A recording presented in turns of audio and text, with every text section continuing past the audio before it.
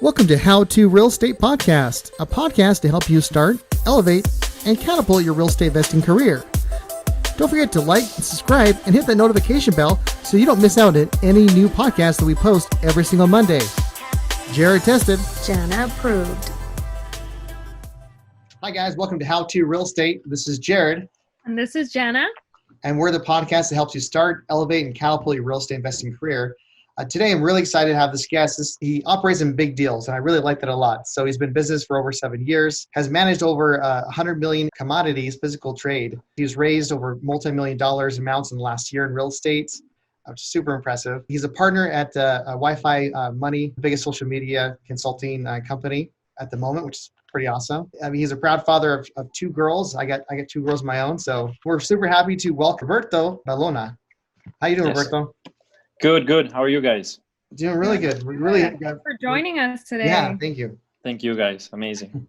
So tell me a little bit. So how did you get into real estate? That wasn't your initial start. So kind of where did you start and how did you get into real estate? I'm very interested. Right. So I originally, or my background is in analysis. So I was doing analytical work. I was a risk manager for a commodities trading company. And while working there, I figured that, I always follow the news, the financial markets, and everything leads to real estate, believe it or not, right? It's either residential, commercial, industrial, agricultural, but you really build wealth when you go to real estate. And that's a very broad statement because it doesn't mean that you can make money in every, aspect of real estate or in any market. But if you do have a niche market and you dedicate your time, you'll make money at it, So while working for this company, I was contracted by a New York firm to do some analysis work on their commercial investments. And I figured while doing this, which by the way, I was having fun because analysis is something that I like. I mean, sometimes it's easier for me to read an Excel spreadsheet than to actually read a book. I can actually tell, or I think I can, when someone's slacking off on their analysis, and so I liked it. I pretty much liked it. I was getting paid. I don't mind. And I figured there was this spot where these companies, and I'm generalizing, but were not looking into. Like these companies were looking more towards $5 million and up.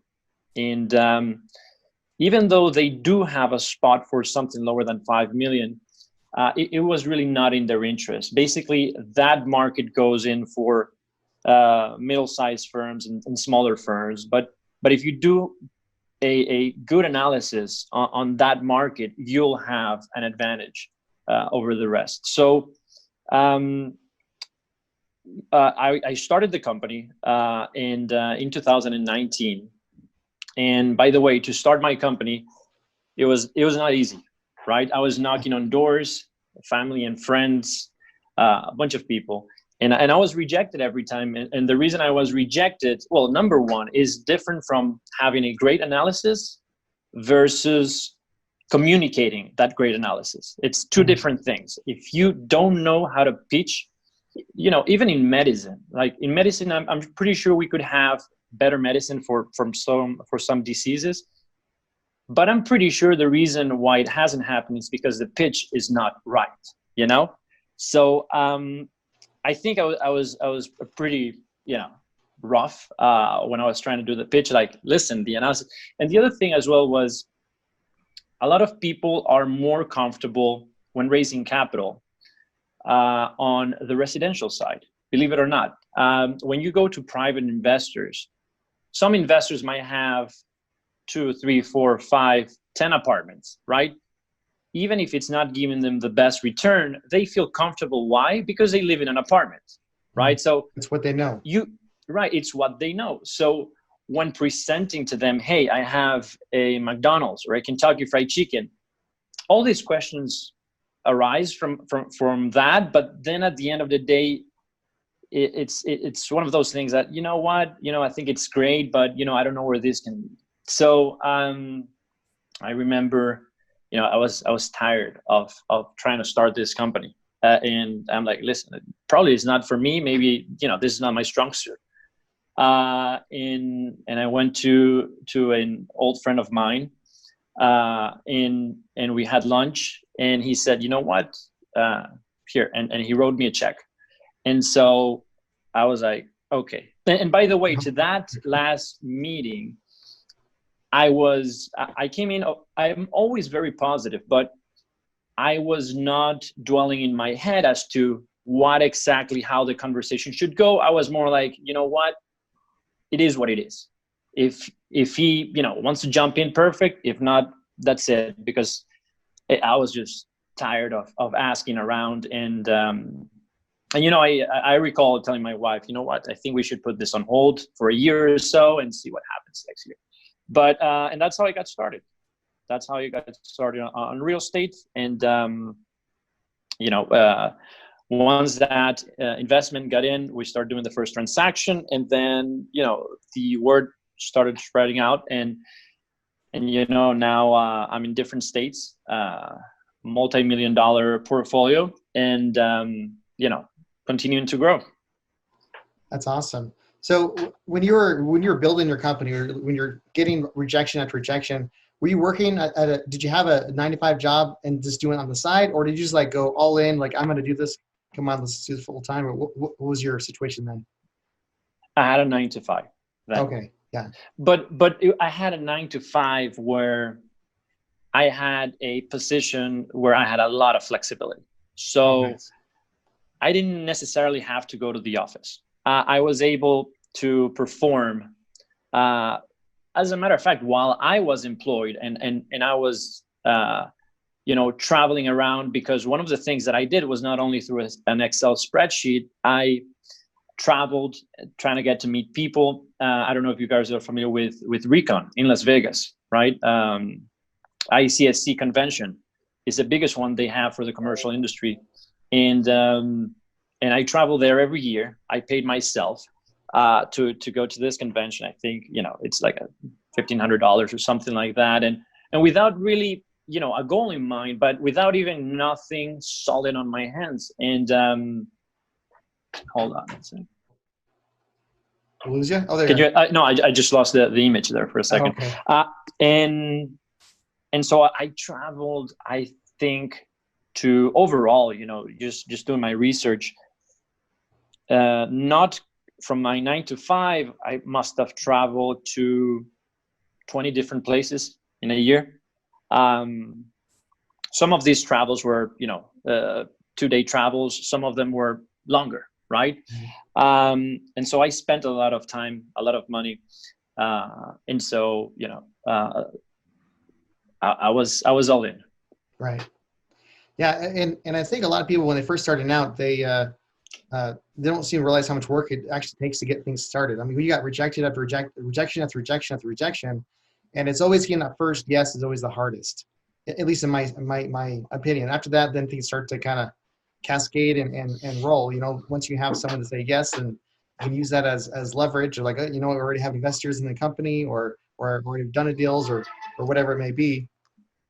And so it's pretty. I think a lot of people, they get discouraged because they're working their 9-to-5 and they don't it just seems so tired they don't have time to do anything else. But really, it's just all about the hustle, about the pushing yourself through. Eventually, do you still have your 9-to-5 job, or are you doing this 100% No. full time? No, I'm done with that. And right. and yeah, and to put it in perspective for someone that's just starting out, whatever it is they're doing, right? Try to become an expert at it. And what I mean by that is try to know your product as best as possible, because there is a lot of capital going around. And as a matter of fact, I've seen issues now where people that have capital really don't know where to allocate it. You got to have a good product. And you just got to believe in yourself and what it is you want. If this is something you like, if real estate is something for you that, gets you that adrenaline rush, then, you shouldn't stop. I mean, I understand I had to pay my bills as well, right? I was getting paid pretty well at my job, for me to leave health insurance, 401k, all that stuff, I was pretty comfortable, to be honest. I had 4 weeks vacation per year. I mean, it was, but I decided that at some point, which was, by the way, scary as well, was to make that leap. And as a matter of fact, in April, I cashed in $100,000 only in April, 106 to be honest. So, yeah, I mean, you're like, I'm doing really good. Yeah. So, wow. Awesome. So when you were traveling around, trying to get capital. Is that what clients? Yes. Capital. I was trying to get to know people within the industry.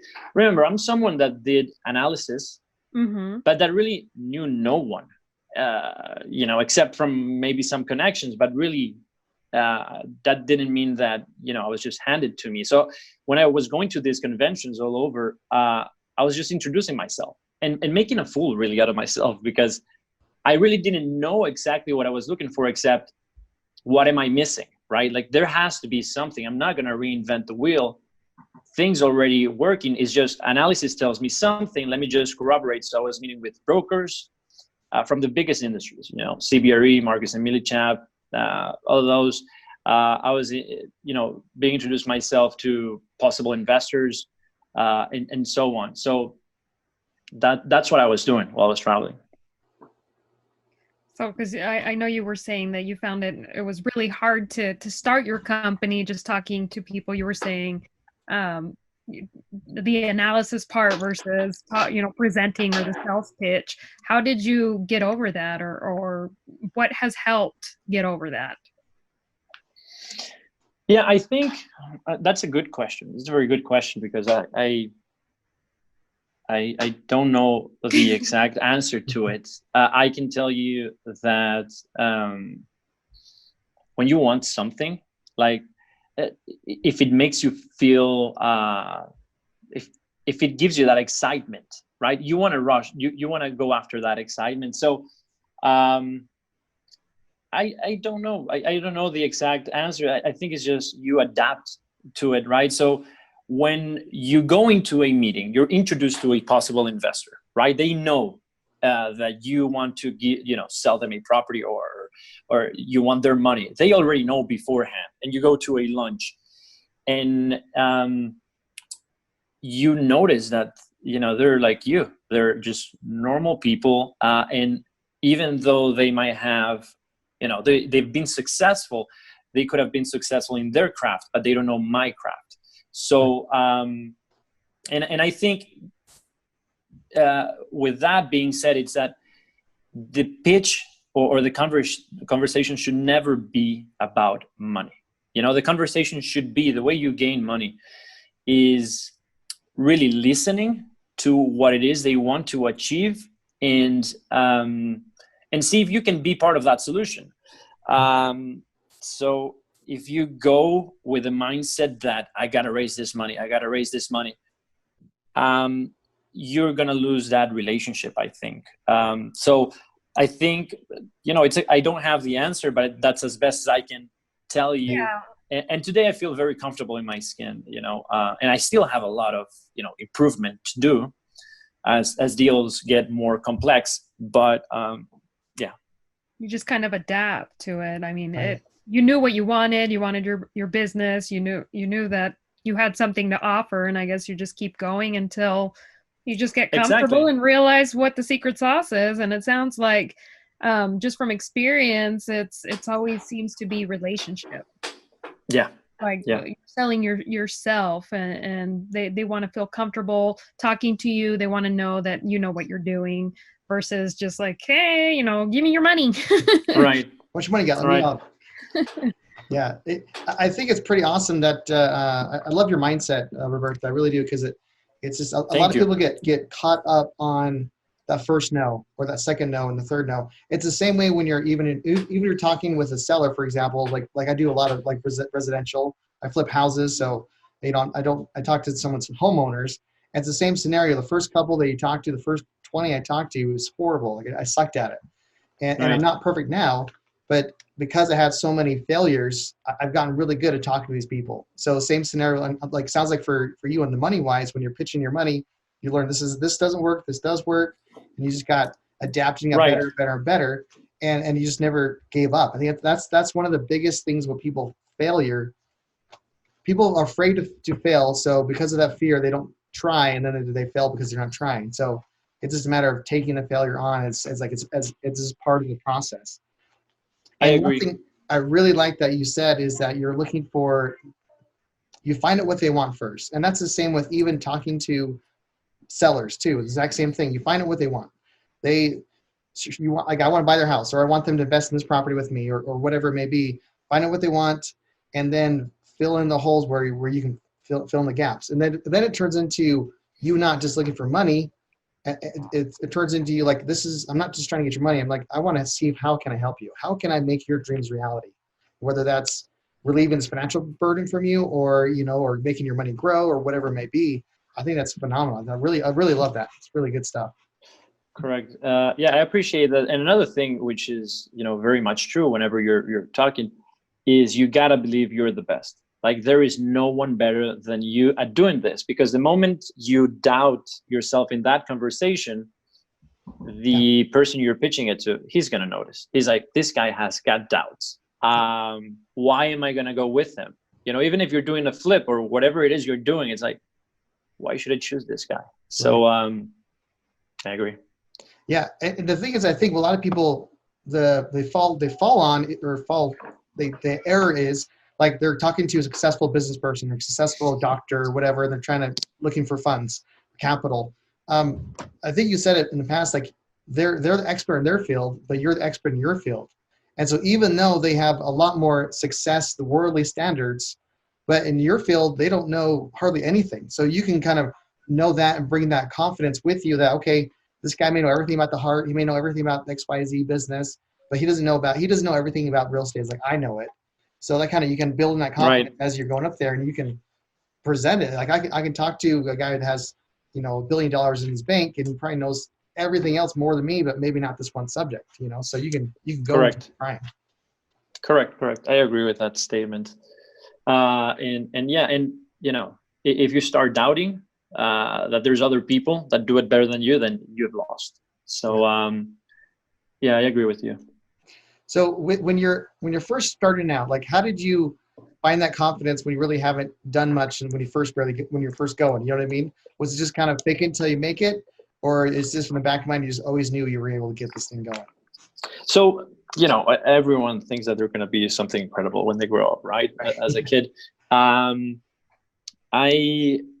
always thought there was something special I could do, and I really didn't know what it was, but I knew that I had to, jump up to the opportunity when it arose. And as a matter of fact, I've tried other businesses before while I was at the 9-to-5. It's not my first time trying at a business or reading a book or trying to do something not really linked with real estate, but linked with other things. And so, I look, no one knows what's going to happen on the other side. But I just kept on trying, and now, doing the deal that I'm just mentioning of the 16 units, this kind of I'm having a deal that I want to be able to raise capital towards. It says 16 units. Every house is going to be around $10 million, right? There's a helipad. It's here in Florida. It's a beautiful complex. And so to raise $10 million per unit, that means $160 million, right? that's far away, far-fetched from anything I've ever done, and even unimaginable. But I don't know. I am going to try my best. I'm going to try my best. I've already, introduced myself with the developers and the other people brokering I've put in my word, compromise. So we'll see what happens. Maybe we'll talk a year from now. Right. And we'll see. Yeah, that seems like a big challenge, but I mean, you're the type of guy that can tackle that thing without a doubt. So I wonder, you're networking, you're going to events, you're getting contacts. So when you meet someone and they have money they're looking to invest, how do you start off the conversation? Like, hey, do you want to have lunch with me? I want to have an opportunity to want to talk to you about, or how do you pitch a meeting for a pitch meeting? Does that make sense? Just being straightforward. I think, so I introduce myself and I tell that person what I do, right? And the success I've had, right? I want to be able to communicate that I've had success. And then I just wait for their feedback, meaning, are they on the fence? Are they not on the fence? But if this is an in-person meeting, right? So, and after that, I just say, hey, I'd love to, show you some of the opportunities I have. And so with the type of properties I purchase, which are commercial properties, primarily on the fast food service, and so when I drop a name like Kentucky Fried Chicken, I own Kentucky Fried Chicken, I own Pizza Hut, it resounds on whomever it is, right? Yeah. And so you'll see how that conversation goes, but I'm always ready to provide returns or any kind of information really quick, because you should never expect a conversation to go as smooth as, hey, this is what I do and I own this. Would you want to see something in the future? And the other person is going to be like, sure, let's meet. It never happens like that. They'll be like, what's your return? And I have to provide automatically, or, it's one of those things that you got to think quick. And if they say, well, I know someone that does like this, and I said, and then you have to come up with a response to that. Remember, you're competing with everyone else. Everyone's trying to, succeed in this business. And the only way to do that is to defend yourself and to put yourself first. And so if it's as smooth as meeting as you think, to broker, sure. I mean, but at the end of the day, I think once I start with that conversation of what I do and get their response, and let's say I go and tell them exactly what they want to hear, automatically returns, information, whatever it may be, I also change the subject into something non-real estate. And the reason I do that is just to find out a little bit more about their character. And so, from there, we either, we meet in person, over the phone, but there's always legal documentation behind it. So, right. So that's the proof in the pudding at the end of the day. Wow, I love that. One of my mentors, Misha Nelson, he talks about leaving intrigue, and that sounds like that's very similar to what you're doing when you first tell them, hey, I do this, I'm able to do that. So you're not necessarily inviting them to be a partner with you right away, but you're leaving some intrigue points. And so then they'll come and asking you, like, okay, really, what kind of returns do you get? Because then they start to get more intrigued, the more curious the whole thing. And then you have a natural, it starts from like a natural conversation, not just you jumping in there, pitching them some ideas, some random strangers. You're there. It's just part of the conversation. It's more natural, and so a lot of people's natural defenses, when someone's asking for my money, my shields go up like automatically, right? But if we're just having a chat, you, me, Roberto, we're having a chat, you told me some things that are really interesting. I'm gonna be like, oh, really? Okay. Now I'm having a conversation. Now I'm interested. And even like knowing your numbers, I think that's huge. Like, you watch Shark Tank all day long. They always tell you about, know your numbers. And even with real estate, if you're, even if you don't have a deal, like if I'm talking to a potential money partner, if I don't have a deal at the hand, I always talk about the deals which I've done in the past. Like, oh yeah, from this past deal, my money partner made 20% ROI on that deal, and it took us 4 months, or whatever. So I think, Right. or even our listeners that haven't done any deals, you could just I do deals and you can just do an example deal of like someone else that's done a deal, things like that. So you can do stuff like that. You can come with those numbers pretty quick. So that's pretty cool. I think, and just to follow up on what you just mentioned, real estate, when you're doing real estate, you're not selling shirts or shoes, right? Like you can go to a kiosk and you're like, here I have, which by the way, while I was a student, I had every type of job possible. I don't know, I was kind of out there. One of the jobs I had, I was cleaning watches, right, at the malls, right? Oh. And yeah. And I had to call people in. I was like, come here. I can see, what type of watch you're wearing, whatever. I can clean it for you, or your dime, or whatever it was. And so when you do those types of transactions, it's just a one-time transaction. Once they leave, they might come back because they like you. They might not. That doesn't happen in real estate. Like you won't do a transaction right there and then. So the reason why you have to build a relationship is because maybe it's not the right time for either of you or them, right, to make a specific transaction.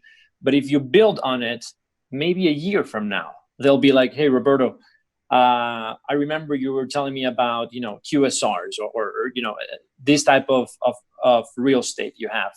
I'm interested to know more. So you try to keep in touch. You try to, build that relationship because we're talking about larger amounts here, So I just wanted to add that onto what you said, Jared. No, I think it's right. It is a relationship. I mean, and I always like when I'm talking to sellers, like this can go both ways, whether you're, looking for money or getting deals or, looking for potential deals to purchase or whatever. There's so many times where I end the conversation where we just both agree that's not the right time for either one of us. And always leave the door open. Like, is it okay if I reach out to you in a month or two and see how things are going? Or, always try to leave that door open and so they're not surprised if I reach out to them, or we'll keep the conversation going. If it's more like a friendship, you're building relationships, if you always try to have like a little, like for my money book, for example, like I have people that are looking to invest in properties. I have like their wish list, like what they want. And so even though I can't necessarily benefit from it, but if I can find that wish, something that they're looking for, and I can just broker that, not even if I don't take a cut of it, but I just give it to them, then they're more likely to, okay, Joe's a smart guy. He's a smooth guy. Help me out. Next time he brings a deal to me, I'm actually going to partner with him and do this and that. And so I think just providing value just in general is really way, and just that relationship, that's the biggest thing. It's beautiful. Yeah. Yeah, I agree 100%.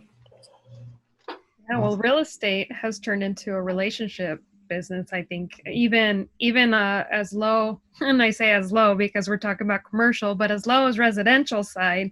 Now when people are looking for agents, they're thinking anybody can sell my house, anybody can help me find a house.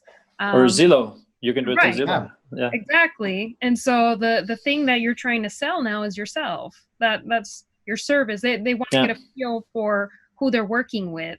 And so, like you were saying, you don't want to come in and be like, hey, money, money, money. You want to get to know them. They want to get to know you, and they want to get to know your character and see if, you have integrity, and see if their money is going to be safe and you're going to fulfill what you said that you would. And so relationship building is really big. Even if it doesn't pay off now, it'll pay off later. So I think as far as real estate goes, I think the industry will evolve. When you mentioned, when we discuss about, relationships and whatnot, I think that there's a lot of data out there. Data means consumers are more educated on what they're looking for. Yeah. Listen, if I could do it, anyone else could do it. That's a reality, right?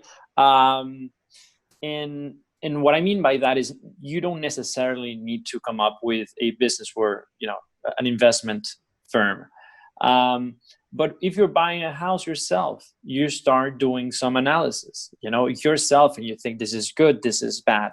And of course, there's a real value in the real estate industry when it comes to realtors, for example, that someone who has farmed correctly their area really knows what's going on, what's happening, even all the way to the inspection, the appraiser. They know their area, and that value is that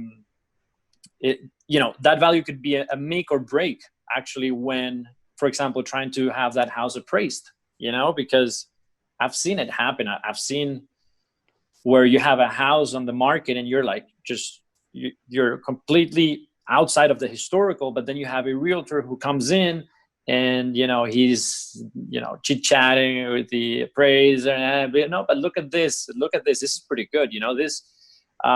They remodeled this thing and that makes then the transaction easier, because if that number, the appraiser's number, matches the listed price or the purchase price, then you can have full financing on that property versus not.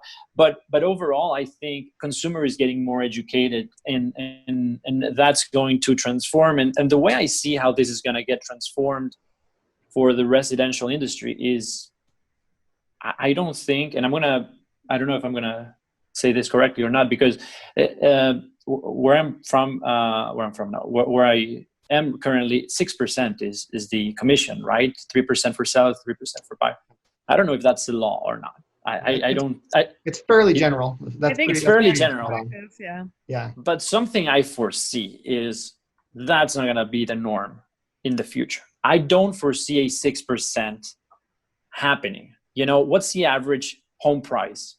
For example, I don't know, $400,000. Right. That's $24,000 off of the sellers, plus closing costs, right? And anything else they're going to negotiate, any credits that they want to give. So it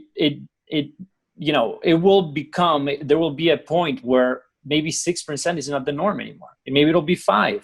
And realtors must adapt. And Jana, going with what you were saying, is you have to have that relationship, meaning gaining that trust, either that seller or that buyer, that you're really protecting their interest. Right. Especially when you're. I mean, like you mentioned earlier, like Zillow, or there's plenty of other websites and companies that'll list the property for 1% or less, or even just a flat rate. I know we're places where they can. So when you're trying to present the seller, like, okay, you're gonna pay me $24,000 in this deal, but I'm gonna give you X, Y. We have to prove your value as a realtor. In that case, and I think you're nailed it as far as just building a relationship. Even if you're not a realtor, it's still building the value. Why they want to sell the house to you? Because they can sell it to someone else, maybe more money, but maybe you're going to be more. You're definitely going to close. There's no ifs, ands, or buts. Like you're a closer. So that could be even worth it, or you built that relationship, so you have that. They want to close with you because they feel better about you, and so even if they will make more money or less money, I think that's huge. So I mean, I just want to shadow what you're saying. Spot on, I think. Appreciate it. Great. So what other tips would you? So you have to raise $160 million here for this project. So what's your process? What's your steps of how you start to raise this type of capital? So right. So I have to have, number one thing is the idea of where these properties are, meaning who could be a potential client. Because if you go to an area where there's a lot of partying, maybe you're going to lose out on families that are successful, right? Entrepreneurs, tech people. And so for this particular project, these 16 unit houses, the area is really much secluded. So you're thinking about, number one, these are 6-bedroom, 7-bedroom houses, with 8 bathrooms, 25,000 square feet of livable space.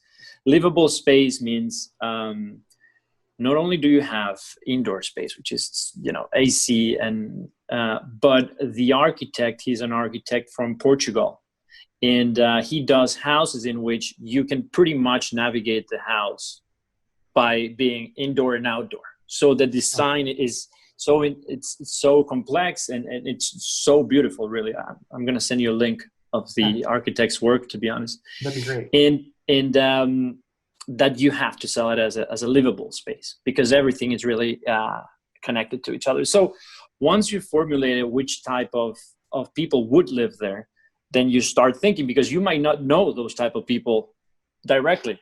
So, some of these deals need to be brokered out, meaning in a way where you have to build relationship. It's not,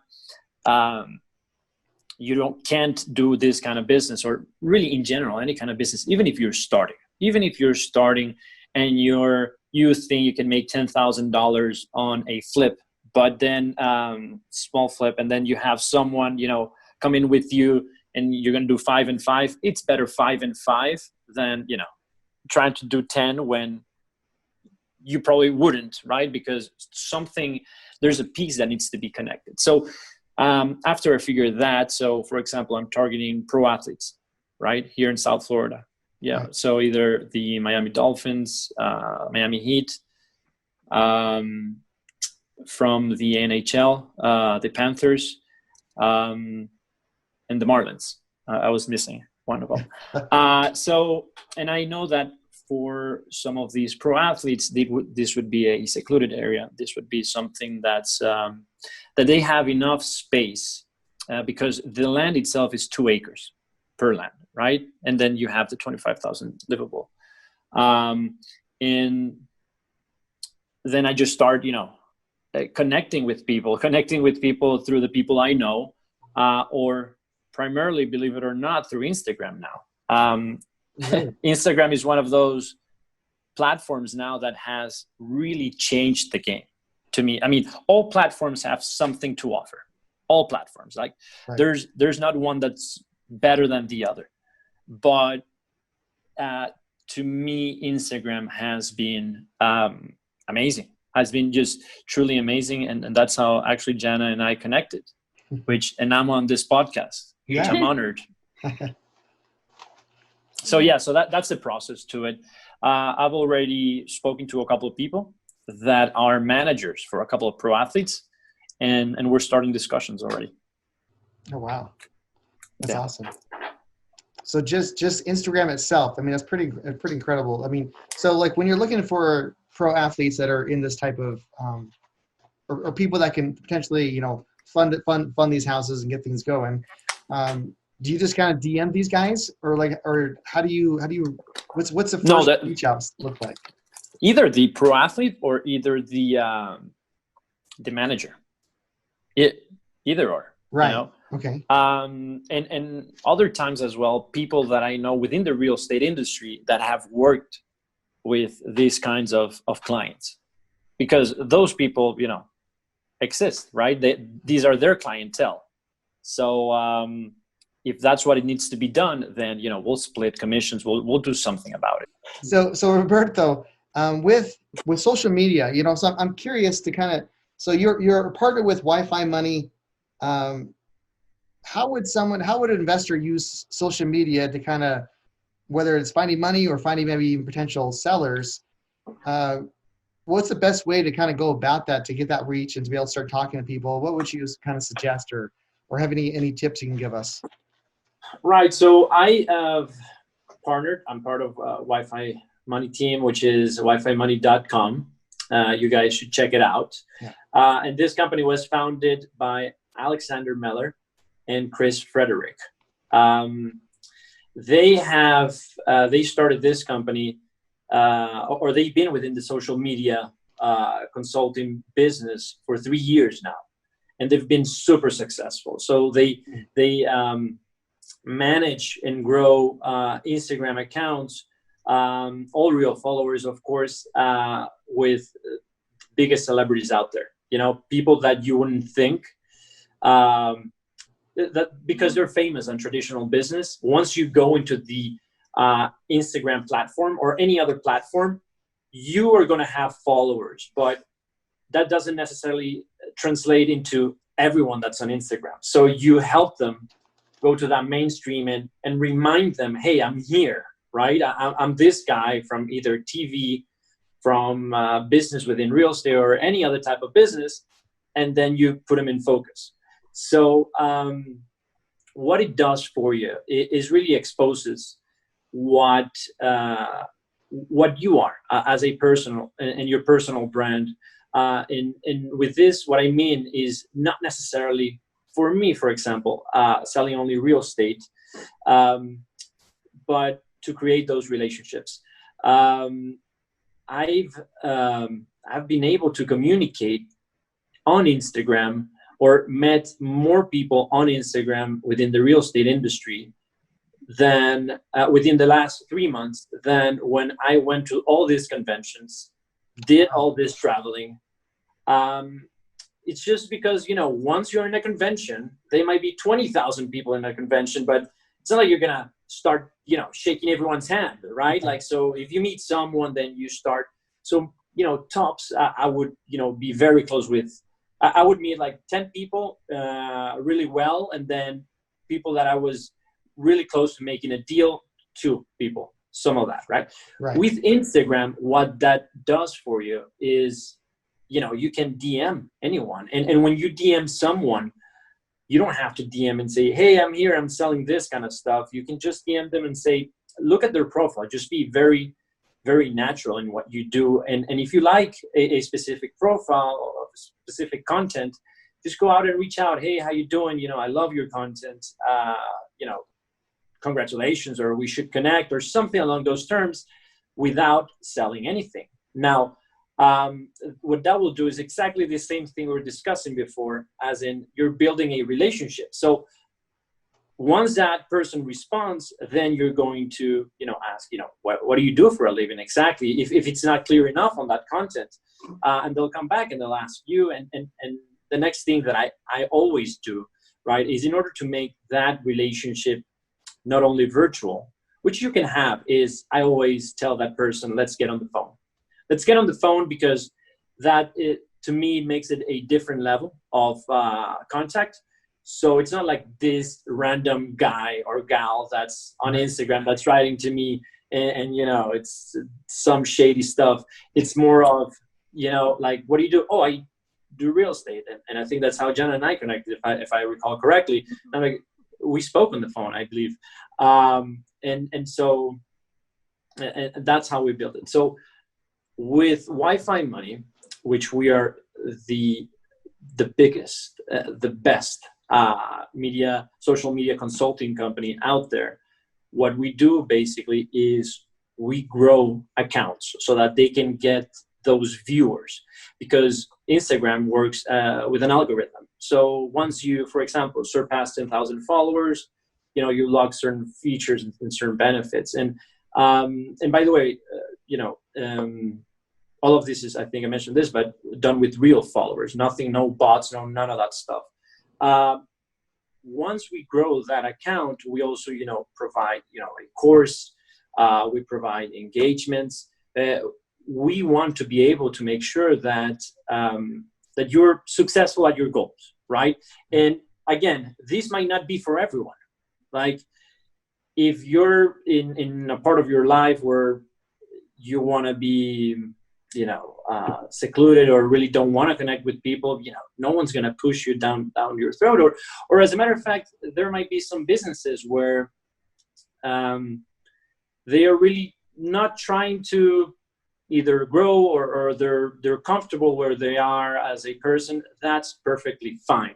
Now, if you want to have an advantage, there's a lot of realtors from all across the country that jump on our program, and they do it. Why do they do it, right? Because at the end of the day, it's not like you want to become famous. If you become famous, great. I mean, that's amazing.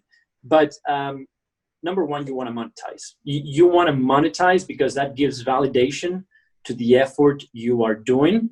And the other thing is, if you don't monetize, and what your goal is to educate other people, and suddenly you can educate people, not as a professor necessarily, but maybe you are an environmentalist and you're buying products that are pro-environment, like things that, could be recycled, and you're showing those off. And then you have people write to you and say, oh, that's amazing, I'm going to go and buy it.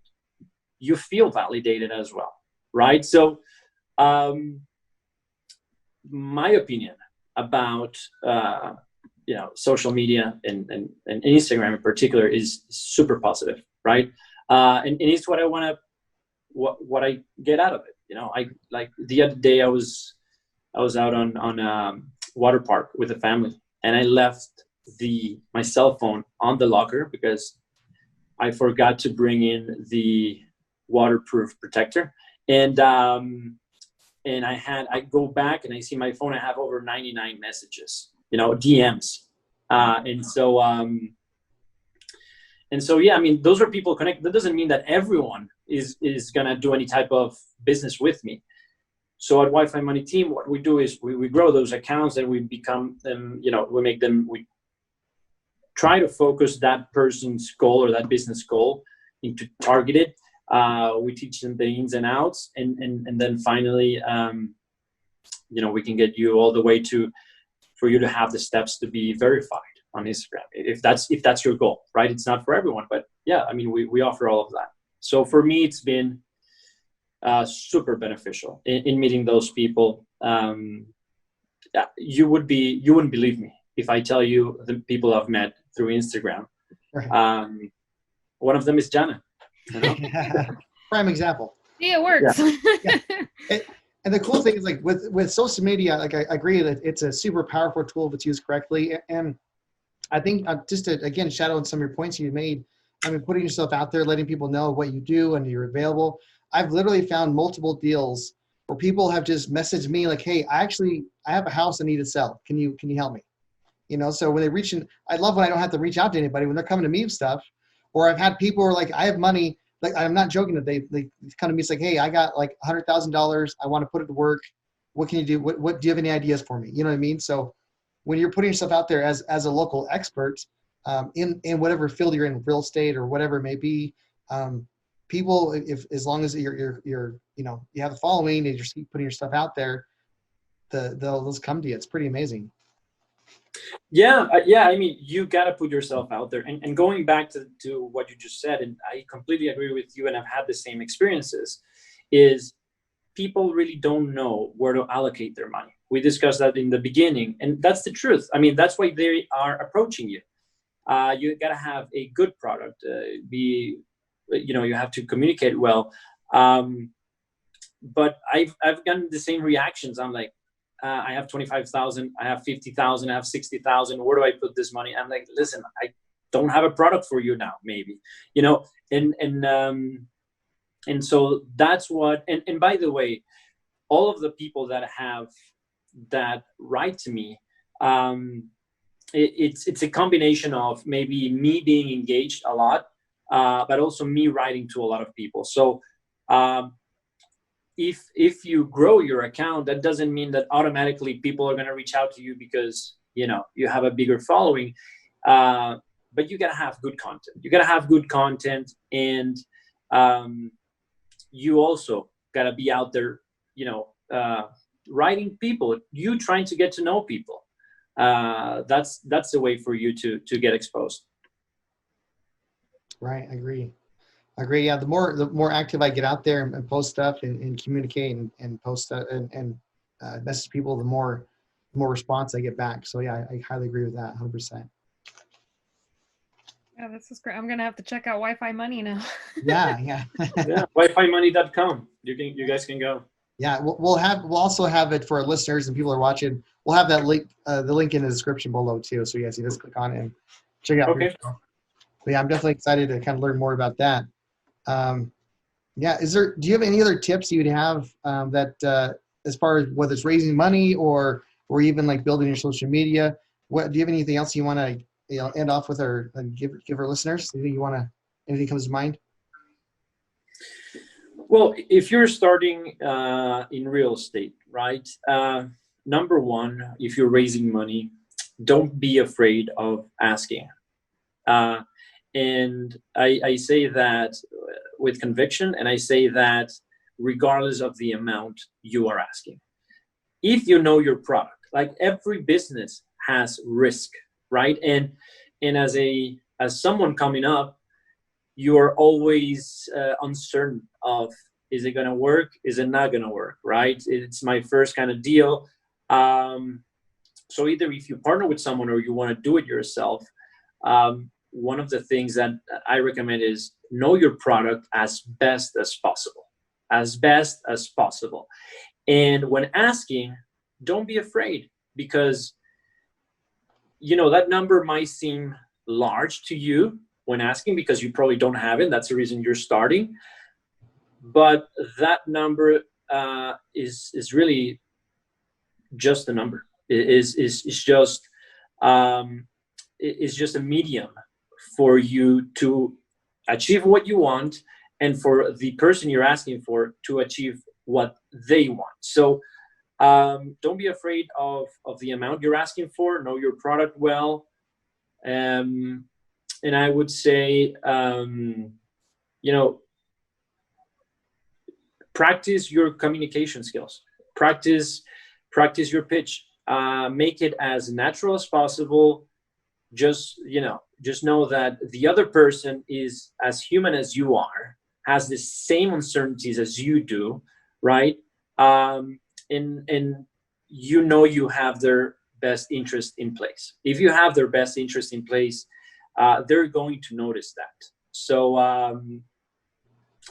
that's what I can tell you. And expose yourself. Be out there. Be on the social media platforms.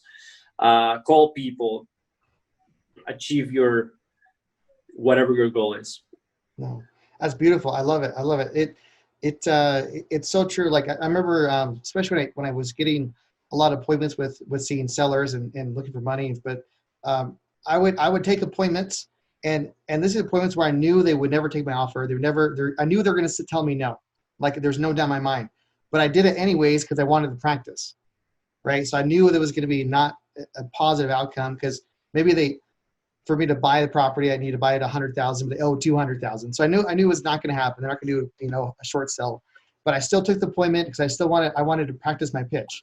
I wanted to practice Right. like how I presented an offer, how I presented the deal, and so even though I knew it was going to be no, I still did it because just like you said, I just wanted to practice, needed to get it. And now I'm decent. I'm pretty good at it as far as presenting deals and whatnot, but there's plenty of room to grow. But yeah, I think you're nail on the head. Just keep practicing, keep going at it. I think it's beautiful. Yeah, I gotta see some of your deals, Jared. Yeah. My deals are very small compared to yours. It doesn't matter if it makes money. It makes money. Yeah, that's right. That's what we want to do, right? Exactly. Yeah. Absolutely, man. So if any of our listeners want to get a hold of you, where can they reach out? What's your Instagram handle, or what's the best way to communicate with you? Yeah, I think the best way and the easiest way, at least for me, is on Instagram at roberto.mbcapital. And the reason I say Instagram is, besides the fact that I'm a partner with Wi-Fi Money, it's because I have a picture of you. I have an idea of who you are. It's like a business card. It's easier for me to track. And so, and if we develop from that, we'll go into text messages. We'll go. But yeah, I think Instagram is the best way. Perfect. Beautiful. And we'll have that link too on our show notes too, so people can just click on you and check you out. It's pretty awesome. That's great. Yeah. Well, Roberto, thank you so much for coming on. It's been a pleasure. Like I learned a bunch. I love your determination. What you've been able to accomplish in short times. It's just very inspirational. So we're really grateful you came on to share some of your wisdom and knowledge.